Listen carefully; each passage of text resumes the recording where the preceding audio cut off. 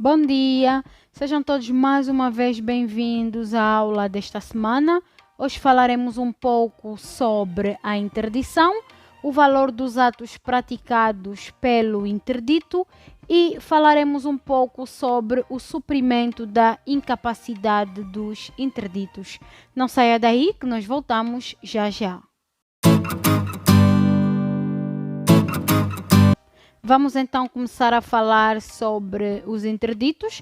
A incapacidade resultante de interdição é aplicável apenas a maiores, pois os menores, embora dementes, surdos, mudos ou cegos, estão protegidos pela incapacidade por menoridade. A lei permite, todavia, o requerimento e o decretamento da interdição dentro de um ano anterior à maioridade. A interdição resulta sempre de uma decisão judicial, de acordo ao artigo 138, número 2 do Código Civil. São fundamentos, então, da interdição as situações de anomalia psíquica, surdez, mudez ou cegueira, quando, pela sua gravidade, tornem o interditando incapaz de reger a sua pessoa e bens, como nos diz então o artigo 138 do Código Civil.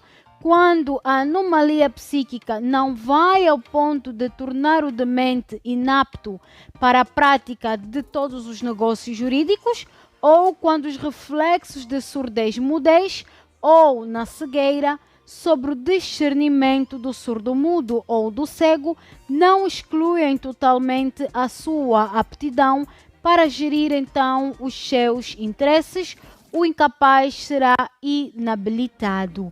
O valor dos atos praticados pelo interdito, o seu regime legal aplicável à generalidade dos negócios jurídicos, obriga-nos a distinguir três períodos que vêm consagrados nos artigos 148 a 150 do Código Civil. Bem, primeiro temos então o valor dos atos praticados pelo interdito no período anterior à proposição da ação de interdição. O valor desses atos decorre do artigo 148 do Código Civil, que diz que os atos são anuláveis, e do artigo 150 também do Código Civil, que manda aplicar o regime da incapacidade acidental prevista no artigo 157 do Código Civil. Numa segunda fase, então, temos na dependência do processo de interdição, se o ato foi praticado depois de publicados os anúncios da proposição da ação, exigidos no artigo 945 do Código do Processo Civil, e a interdição venha a ser decretada, haverá lugar então à anulabilidade. A anulabilidade então ocorrerá desde que se mostre que o negócio jurídico causou prejuízo ao interdito, conforme nos refere o artigo 149 do Código Civil. Os negócios jurídicos praticados pelo interdicendo na dependência do processo de interdição só serão então anuláveis se forem considerados prejudiciais numa apreciação reportada ao momento da prática do ato, não se tomando em conta eventualidades ulteriores que tornariam agora vantajoso não ser realizado.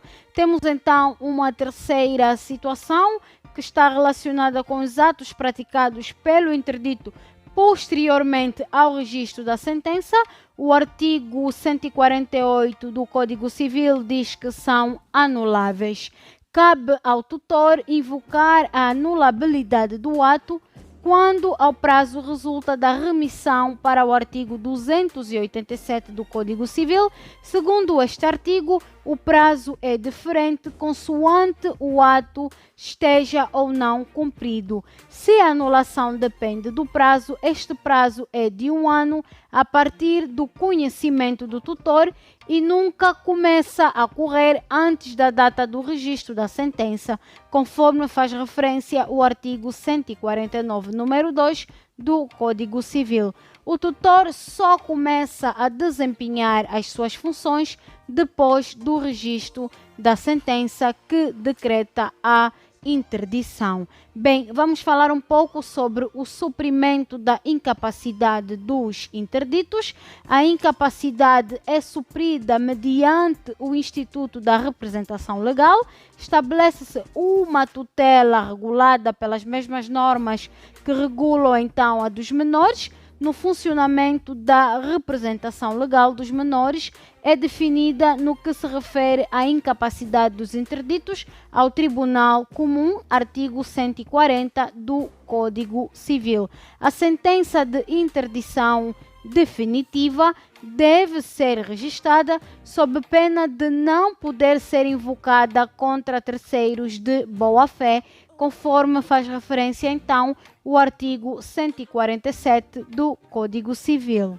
A cessação então da interdição ocorre quando é decretada por duração indeterminada, mas não ilimitada. O interdito pode recuperar da deficiência que o afeta e seria injusto então manter-se a incapacidade. A cessação da interdição pode ser requerida pelo interdito ou pelas pessoas referidas no artigo 141 do Código Civil. Para lhe pôr termo, então, exige-se uma decisão judicial mediante uma nova sentença que visa substituir o regime da interdição pelo regime da inabilitação, que é um regime de incapacidade menos grave. Hoje ficamos por aqui.